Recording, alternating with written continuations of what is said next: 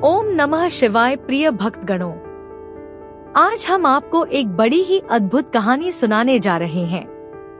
अगर आप यह कहानी सुन रहे हैं तो कृपया पूरा सुने। इस कथा को आधा अधूरा छोड़कर जाने की गलती मत करना, क्योंकि इस पवित्र कथा को पूरा सुनने से मनचाहा फल की प्राप्ति होगी। इसलिए इस कथा को पूरा सुने। आप अगर भोलेनाथ के सच्चे भक्त हैं तो भोलेनाथ का अनादर ना करें। यह कथा बहुत ही आनंदित करने वाली कथा है। इस कथा को सुनकर आप निराश नहीं होंगे कि आपने अपना बहुमूल्य समय नष्ट कर दिया। आप भगवान भोलेनाथ की भक्ति में खो जाएंगे। तो चलिए इस कथा को शुरू करते हैं। प्रिय श्रोताओं, एक बार भगवान शिव माता पार्वती को एक कथा सुना रहे थे, जिसमें वो माता पार्वती से कहते हैं कि घर की यह 3 चीजें कभी दूसरों को नहीं देनी चाहिए। खासकर दिवाली के समय में तो यह चीजें भूल से भी दूसरों को नहीं देनी चाहिए। अक्सर महिलाएं अपनी पड़ोसन को अथवा रिश्तेदारों को अपनी यह चीजें दे देती हैं, लेकिन ऐसी गलती कभी नहीं करना चाहिए। इसके भयंकर अशुभ परिणाम प्राप्त होते हैं। माता लक्ष्मी की एक प्राचीन कथा में छिपा है वह महत्वपूर्ण ज्ञान जो हर स्त्री के लिए यह जानना अत्यावश्यक है। इस कथा के माध्यम से हम समझ सकते हैं कि घर की कौन सी 3 वस्तुएं कभी दूसरों को नहीं देनी चाहिए। जो भी स्त्री यह चीजें दूसरों को दे देती है, माँ लक्ष्मी उसके घर को छोड़कर चली जाती है। इसीलिए दोस्तों, आप इस कथा को पूरा जरूर सुने, क्योंकि आधा अधूरा ज्ञान घातक होता है। जो भी इस कथा को पूरा सुनता है, माँ लक्ष्मी उसकी झोली खुशियों से भर देती है। तो चलिए बिना देरी किए आपको वह प्राचीन कथा सुनाते हैं। एक बार की बात है, शिवपुरी नाम का एक गांव था। इस गांव में चारों ओर सुख समृद्धि का वास था और यहाँ के निवासी सुखी और समृद्ध जीवन व्यतीत कर रहे थे। इस नगरी में कांता नाम की एक स्त्री निवास करती थी। उसके घर में उसका पति देवदत्त और उसकी सास रहते थे। कांता अपने पति और सास के साथ एक बड़े सुसज्जित घर में रहती थी। देवदत्त एक बहुत बड़ा व्यापारी था जो अपनी मेहनत और ईमानदारी से अपने परिवार का पालन पोषण करता था। उसकी सोने चांदी की दुकान थी जो पूरे गांव में प्रसिद्ध थी, जहां लोग अपनी जरूरत की चीजें खरीदने के लिए आते थे। देवदत्त की कड़ी मेहनत और ईमानदारी के कारण उसकी दुकान खूब चलती थी।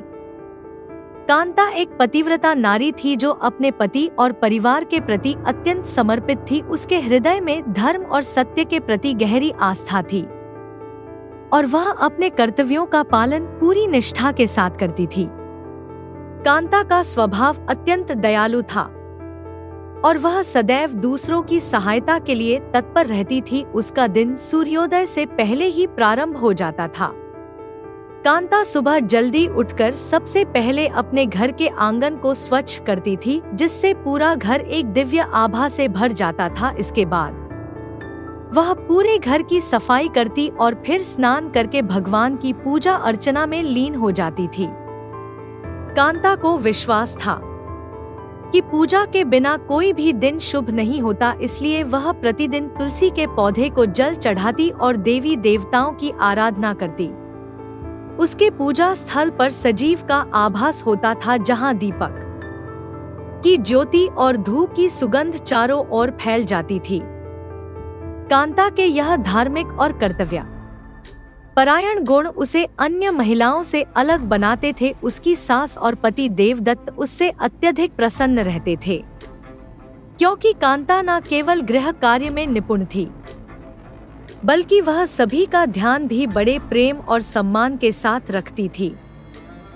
कांता के बारे में नगर के लोग कहते थे, यह स्त्री साक्षात माँ लक्ष्मी का रूप है। वह अपने परिवार का कितना अच्छा ध्यान रखती है और दूसरों की सहायता में सदैव तत्पर रहती है। कांता दान पुण्य करने में भी कभी पीछे नहीं रहती थी।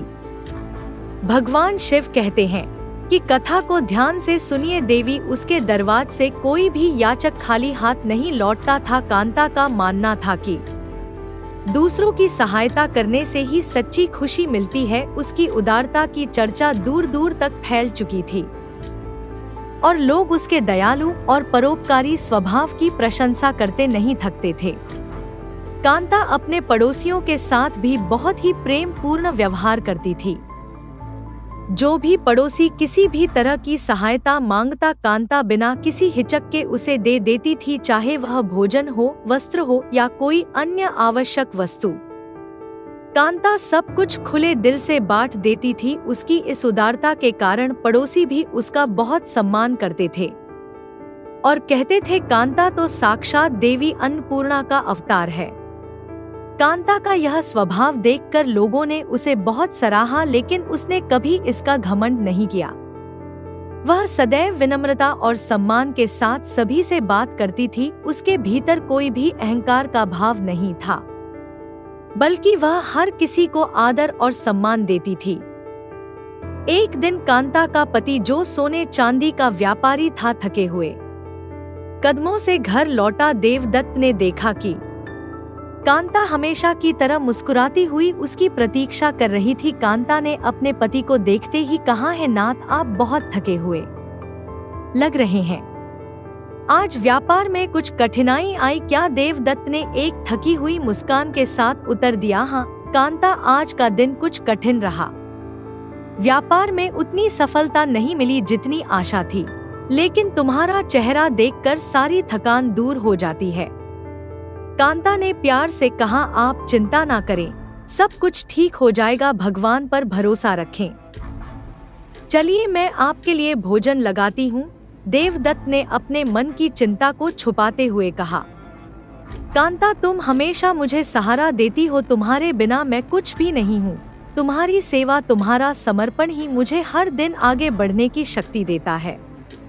कांता ने अपने पति की बात सुनकर मुस्कुराते हुए कहा, है नाथ, यह मेरा धर्म है। मैं आपसे बहुत प्रेम करती हूँ और आपकी सेवा करना ही मेरे जीवन का उद्देश्य है। आप ही मेरे लिए सब कुछ हैं। इस प्रकार से कांता और उसका पति दोनों ही एक दूसरे के साथ प्रेम से रहते थे और एक दूसरे का ख्याल रखते थे। फिर एक दिन दोपहर के समय कांता रसोई में काम कर रही थी। तभी उसकी पहली पड़ोसन, जो उसकी अच्छी मित्र भी थी, उसके घर आई। पड़ोसन का चेहरा चिंतित और थका हुआ लग रहा था। जब उस पड़ोसन ने आवाज लगाई तो कांता रसोई घर से चलकर बाहर आ गई तो उसने देखा कि उसकी पड़ोसन खड़ी हुई है। कांता ने उसका स्वागत करते हुए उससे कहा, आओ बहन, आज कैसी हो? तुम्हारे चेहरे पर चिंता की रेखाएं क्यों हैं? कुछ परेशानी है क्या? कांता की पड़ोसन ने थोड़ा संकोच करते हुए कहा, बहन, आज मेरे घर पर अचानक बहुत सारे मेहमान आ गए हैं। मुझे जल्दी जल्दी रोटियां बनानी है, लेकिन मेरे पास चकला, बेलन और तवा नहीं है। क्या तुम मुझे थोड़ी देर के लिए यह चीजें दे सकती हो? मैं काम खत्म होते ही लौटा दूंगी। कांता ने उसकी चिंता भांपते हुए प्रेम से कहा, बहन, इसमें चिंता की क्या बात है? तुमने इतनी छोटी सी बात के लिए संकोच क्यों किया? यह लो, मैं अभी तुम्हारे लिए चकला, बेलन और तवा लाती हूँ। फिर कांता अपने रसोई घर में जाने लगती है। कुछ समय बाद वह तवा और चकला, बेलन लेकर वापस लौटकर आती है और उसे अपने पड़ोसन को दे देती है।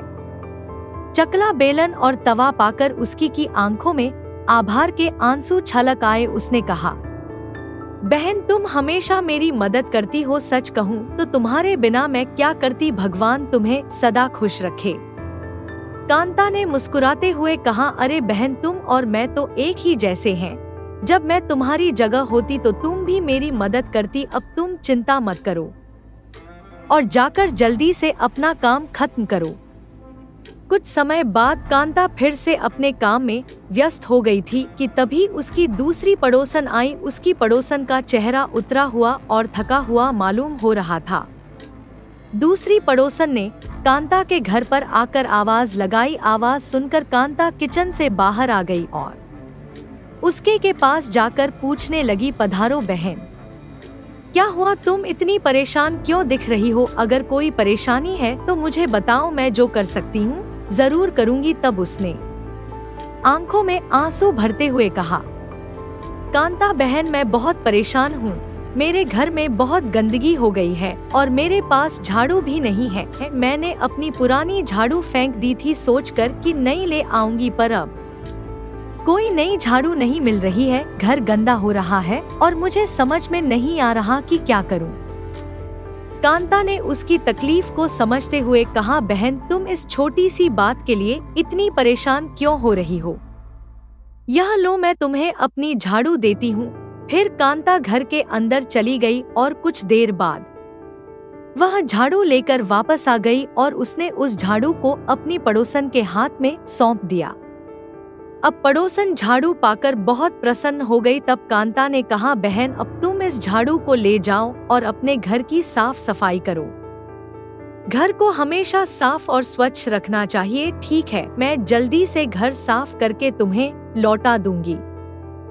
कांता ने उसे सांत्वना देते हुए कहा, बहन इसमें कोई हर्ज नहीं है। जब तुम्हारा काम खत्म हो जाए तब झाड़ू लौटा देना। तुम्हारा घर साफ सुथरा होना चाहिए ताकि तुम शांति से रह सको।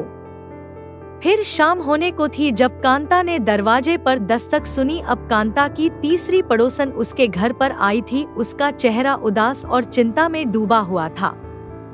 फिर कांता भी चलकर उसके के पास आ गई और बड़े ही प्रेम से उससे कहने लगी, बहन आज तुम्हारा चेहरा इतना उदास क्यों है? अगर कुछ समस्या है तो मुझे बताओ, मैं जो कर सकती हूँ जरूर करूँगी। तब तीसरी पड़ोसन ने थकी हुई आवाज में कहा, बहन मेरी बेटी को देखने के लिए आज लड़के वाले आ रहे हैं, पर मेरी चिंता का कारण यह है कि मेरे पास उसे पहनाने के लिए अच्छे कपड़े और गहने नहीं हैं। हमारे पास जो भी थोड़ा बहुत था वह सब बीमारियों में खर्च हो गया। अब क्या करूं यह समझ में नहीं आ रहा है। अगर तुम कुछ मदद कर सको तो मेरी बेटी के लिए कुछ गहने और एक साड़ी उधार दे दो। मैं वादा करती हूँ काम खत्म होते ही सब लौटा दूंगी। कांता ने अपने मन में सोचा, कितनी मजबूर है यह, अपनी बेटी के लिए कुछ भी नहीं कर पा रही है। फिर उसने प्रेम से कहा, बहन चिंता मत करो, तुम्हारी बेटी मेरी छोटी बहन जैसी है। मैं उसे कैसे बिना साज सज्जा के छोड़ सकती हूँ। यह लो, मैं तुम्हें मेरी सबसे अच्छी साड़ी और गहने देती हूँ। इन्हें पहनकर वह किसी राजकुमारी से कम नहीं लगेगी। तब उसकी पड़ोसन बहुत खुश होती है और कहती है कि कभी नहीं भूलूंगी कि तुमने मेरे लिए क्या किया है। भगवान तुम्हें सदा सुखी रखें। फिर कांता घर के अंदर चली गई और कुछ समय बाद वह साड़ी और कुछ गहने लेकर लौट कर आ गई और उसने वह साड़ी और गहने अपनी पड़ोसन को दे दिए। तब पड़ोसन ने कांता को धन्यवाद कहा और वह बड़ी ही प्रसन्न होकर साड़ी और गहने लेकर चली गई। अपनी सभी पड़ोसन की मदद करके कांता को बड़ी खुशी हुई। अब कांता की तीसरी पड़ोसन के जाते ही कांता के घर से देवी लक्ष्मी भी चली जाती है। देवी लक्ष्मी के जाते ही घर की रौनक समाप्त हो जाती है। माता लक्ष्मी के जाने से घर में दरिद्रता प्रवेश कर लेती है, लेकिन कांता इस बात से अनजान थी। मां लक्ष्मी के रूठ कर जाने से आगे उसके साथ जो होने वाला था इसकी उसे कल्पना भी नहीं थी। कांता अपने सभी पड़ोसियों की मदद कर देती है और प्रसन्न होकर घर का काम करने में लग जाती है। फिर रात होते ही उसका पति घर पर लौट आता है। कांता अपने पति को प्रणाम करती है और उसकी खूब सेवा करती है और रात को दोनों पति पत्नी आनंद से सो जाते हैं। और फिर दूसरे दिन कांता और उसका पति दोनों जागते हैं तो उन्हें एक बहुत ही बुरी खबर कानों पर पड़ती है। एक आदमी दौड़ते हुए कांता के घर पर आता है और कांता के पति से कहता है, हे भाई, कल रात को किसी ने आपकी दुकान लूट ली है, सारा माल गायब है। कांता का पति एकदम से घबरा जाता है और दौड़ते हुए अपने दुकान पर जाता है तो देखता है उसका सारा माल किसी ने लूट लिया है। वह देखता है कि उसके दुकान में रखा हुआ सारा धन भी चोरी हो चुका है। वह वहीं बैठकर रोने लगता है और भाग्य को कोसने लगता है। फिर वह दुखी और निराश होकर घर पर लौटता है तो कांता वहीं पर खड़ी होकर उसकी राह देख रही होती है। वह कांता के पास आकर खड़ा हो जाता है और कहता है, कांता हम बर्बाद हो गए, हमारा सारा धन चोरी हो गया है। सारा दुकान खाली हो चुका है। तब कांता कहती है, आप चिंता ना कीजिए जी, हमारे घर में अभी बहुत सारा धन रखा हुआ है जिससे आप फिर से व्यापार शुरू कर सकते हैं। फिर कांता अपने घर की तिजोरी में देखती है तो वह भी पूरी तरह खाली दिखाई देती है। उसके अंदर का भी सारा माल अब चोरी हो चुका था। यह देखकर कांता बहुत दुखी हो जाती है। उसे समझ में नहीं आता कि यह कैसे हुआ। कांता का पति उस पर बहुत क्रोधित हो जाता है और पूछता है, कांता सच सच बताओ, हमारे घर के अंदर रखा हुआ सारा पैसा कहाँ गया?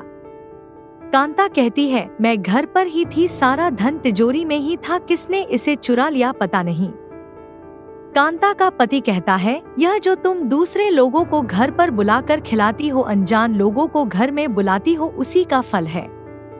यह उन्हीं में से किसी ने हमारे घर का सारा पैसा चुरा लिया है। क्रोध में आकर कांता का पति उसे भला बुरा कहे। कांता की सास भी उसे बहुत कोसती है और कहती है, तुम ही इन पड़ोसियों को घर की चीजें देती रहती हो, बिना सोचे किसी की भी मदद कर देती हो, उन्हीं में से किसी ने सारा पैसा चुरा लिया है।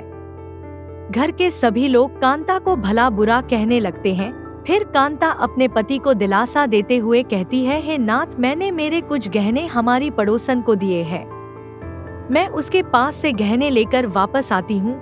फिर कांता उस गरीब पड़ोसन के घर पर जाती है तो देखती है उसके घर पर कोई नहीं होता है। वह स्त्री भी घर छोड़कर कांता के गहने लेकर भाग गई होती है।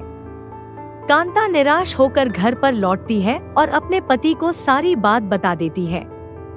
कांता की बात सुनकर उसका पति आग बबूला हो जाता है और कांता को भला बुरा कहने लगता है। कांता का पति कहता है, कांता तुम बड़ी मूर्ख हो, तुम्हारे ही कारण हमारा सारा धन वैभव चला गया। तुम्हारे दान देने की आदत के कारण ही हमारे ऊपर यह मुसीबत आन पड़ी है। अब तू इस घर में नहीं रह सकती, तू अभी इसी क्षण इस घर को छोड़कर चली जा। कांता कहती है, हे नाथ, आपके सिवा मेरा इस दुनिया में कोई नहीं है, मैं आपको छोड़कर कहाँ जाऊं? कांता का पति कहता है, तू कहीं पर भी जा, लेकिन अब इस घर में तू नहीं रह सकती। तेरे ही कारण मेरा सब कुछ बर्बाद हो गया है। तू इस घर में रहेगी तो बचा कुचा सब नष्ट हो जाएगा। कांता अपने पति को हाथ जोड़कर विनती करने लगती है, हे स्वामी, ऐसा ना कहिए, मैंने कोई अपराध नहीं किया है, आपके बगैर मैं जीवित नहीं रह सकती। लेकिन कांता का पति उसकी एक नहीं सुनता है और उसे अपने घर से धक्के मारकर निकाल देता है और कहता है, अब तू इस घर से चली जा और लौटकर मत आना, चाहे तो किसी नदी में कूदकर अपनी जान दे दे, लेकिन अब तू इस घर में मेरे साथ नहीं रह सकती। फिर कांता दुखी होकर रोते हुए अपने पति के घर को छोड़कर चली जाती है। थोड़ी ही दूर चलने के बाद उसे माता लक्ष्मी का एक मंदिर दिखाई देता है। चलते चलते कांता माता लक्ष्मी के मंदिर में जाती है और माँ लक्ष्मी के सामने बैठकर उनसे प्रार्थना करते हुए कहती है, हे माँ, मैंने ऐसा कौन सा पाप किया है जो मेरी ऐसी दशा हुई है? माँ लक्ष्मी, मैं तो नित्य आपकी पूजा करती थी, फिर भी आपने मेरा घर क्यों छोड़ा? कृपया मुझे बताओ माँ, मैंने ऐसा कौन सा अपराध किया जो आप मुझसे रूठ गई हो? फिर कांता वहीं पर बैठकर सोचने लगती है, यदि मेरे पति मेरा स्वीकार नहीं करेंगे तो मैं जीवित रहकर क्या करूं? यदि मेरे ही कारण मेरे पति की दुर्दशा हुई है तो मुझे जीवित रहने का कोई अधिकार नहीं है।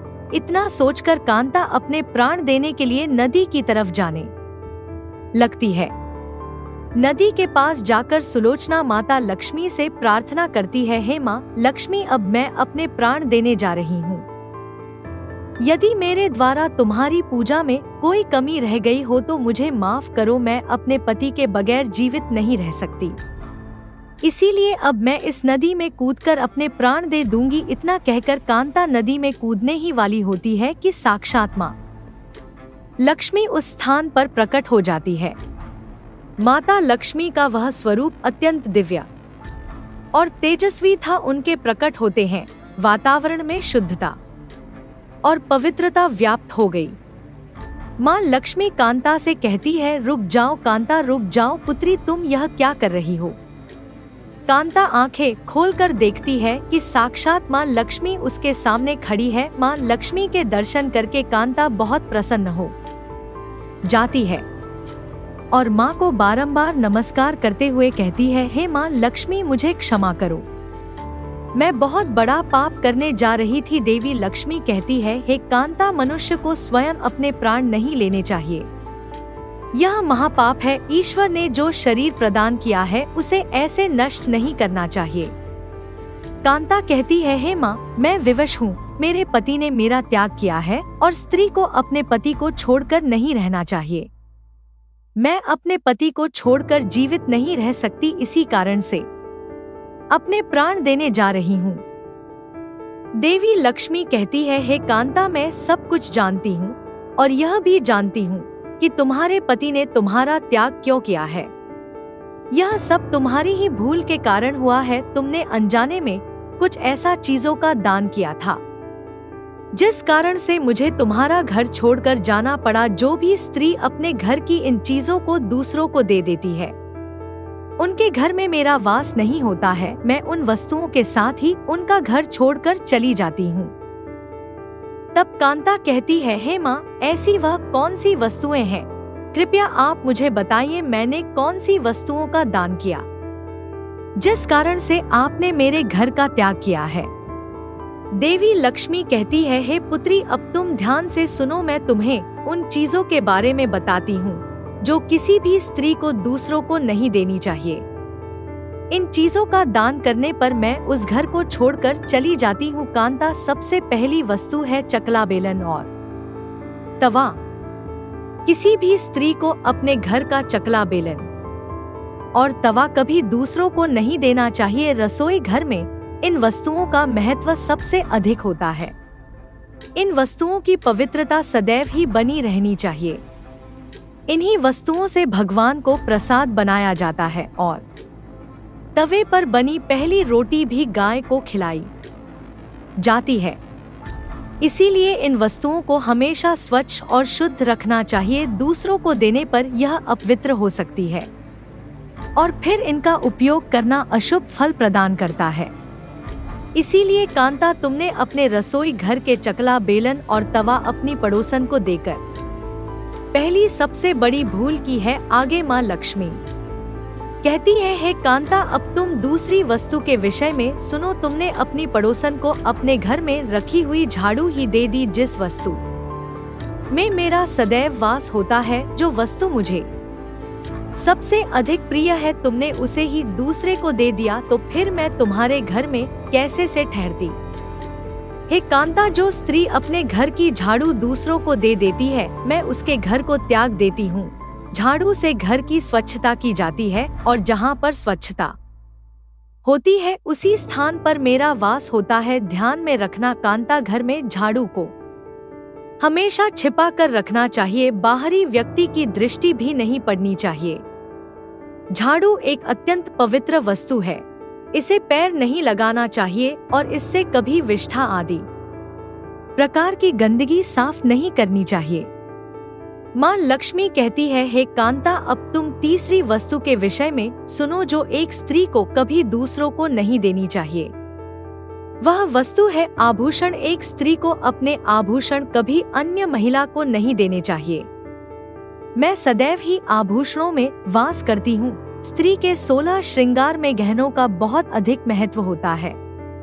एक विवाहित स्त्री को अपने आभूषण कभी अन्य स्त्री को पहनने के लिए नहीं देने चाहिए। जो स्त्री अपने आभूषण अन्य स्त्रियों को देती है, उसके जीवन में दुर्भाग्य आता है। कांता कहती है, हे माँ, मुझसे बड़ी भूल हो गई, मैं इन बातों से अनजान थी, कृपया मुझे क्षमा करो और अब मुझे प्रायश्चित करने का उपाय बताओ। देवी लक्ष्मी कहती है, हे कांता, तुमने प्रायश्चित पहले ही कर लिया है, इसीलिए अब तुम अपने घर पर लौट जाओ। मैं तुम्हें तुम्हारा संपूर्ण वैभव और धन संपत्ति लौटा देती हूँ। इतना कहकर माँ लक्ष्मी उस स्थान से अंतर्ध्यान हो जाती है। फिर कांता भी माँ लक्ष्मी को धन्यवाद करती है और उस स्थान से घर की तरफ जाने लगती है। तभी उसका पति ढूंढते हुए उसी की तरफ आ रहा होता है, तब भगवान शिव कहते हैं कि आगे सुनो। वह कांता के पास आकर उससे क्षमा मांगता है और कहता है, हे कांता, मुझे माफ करो, मैंने तुम्हें बहुत भला बुरा कहा था। तुम तो साक्षात देवी के समान हो माँ। लक्ष्मी की कृपा से हमें अपना सारा धन वैभव वापस मिल गया है। जिन लोगों ने हमारा धन लूटा था उन सभी ने हमारा धन हमें लौटा दिया और तुम्हारा नाम लेते हुए क्षमा मांग ली है। यह सुनकर कांता बहुत प्रसन्न होती है और अपने पति के साथ घर पर लौट जाती है।